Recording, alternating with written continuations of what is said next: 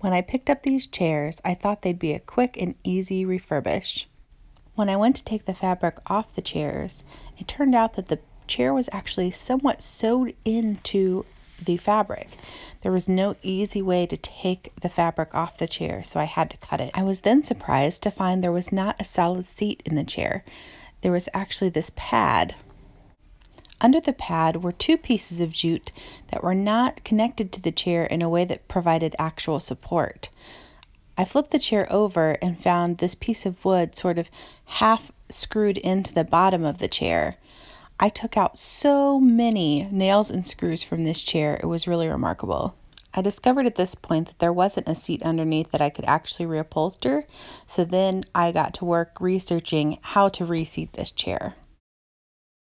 The other chair more closely followed the rules of upholstery, but the first thing I noticed was that the entire skirt was connected to the chair with safety pins. When I got the skirt off, I was met with this mess. Turns out that the seat had actually fallen through the bottom of the chair. A variety of materials were used to make the cushion of this chair, but as you can see, it still has no solid bottom. My next step, of course, was painting it. I used Bohemian blue and used 2 coats. I then turned to the internet to determine the most effective way to reseat it. I landed on a woven jute webbing approach. I purchased this from my local Joann Fabrics, attached it with a high-powered staple gun, and wove it within itself to provide sturdy support. Both my husband and my son have sat on it, and it does provide good support. The last step is waxing it. All right, so here is my unfinished chair. Again, I have 2 coats Bohemian blue on the chair. It started unfinished, covered in fabric, and now I am showing you guys how to wax. So I have DIY clear wax here. The first ingredient is love. It is also has beeswax, carnauba wax, candelilla wax, saracen wax, and isofar in it. So 5 ingredients plus love. Primary ingredient beeswax.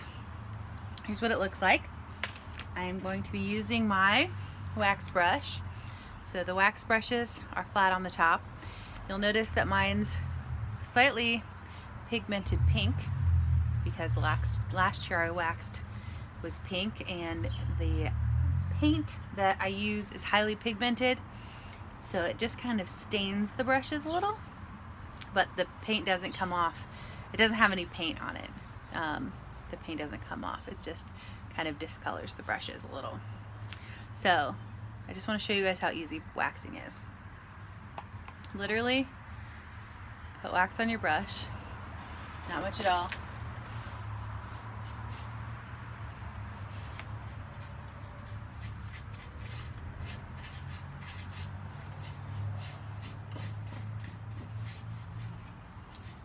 Because of the nice big amount of bristles this has, see, it's already kind of discoloring it a little.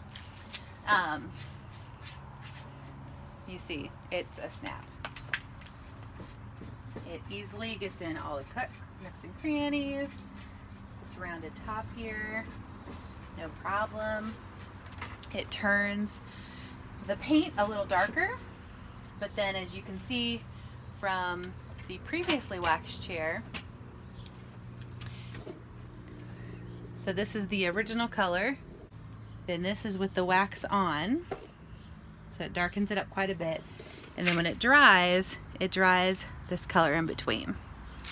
So it doesn't dry as dark as it goes on, but nor does it dry as light as the paint was prior to putting the wax on.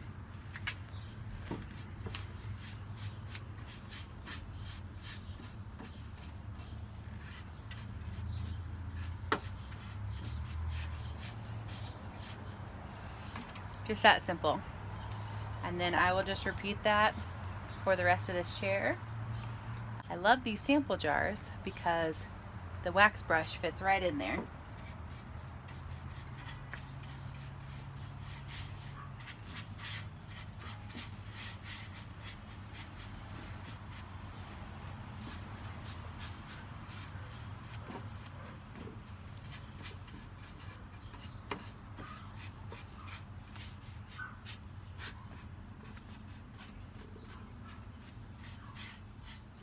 So we leave the wax on for about 24 hours and then we'll come in and buff it.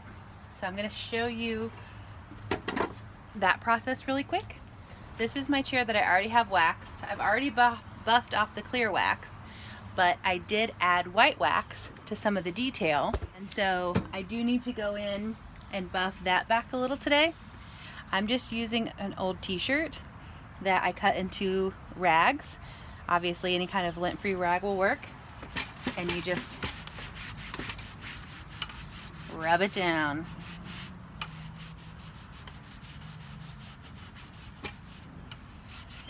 This gives it a nice sheen.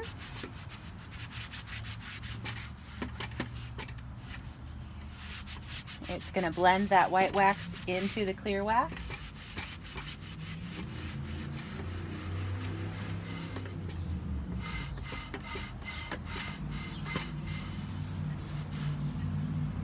And the detail is really going to pop. Easy as can be.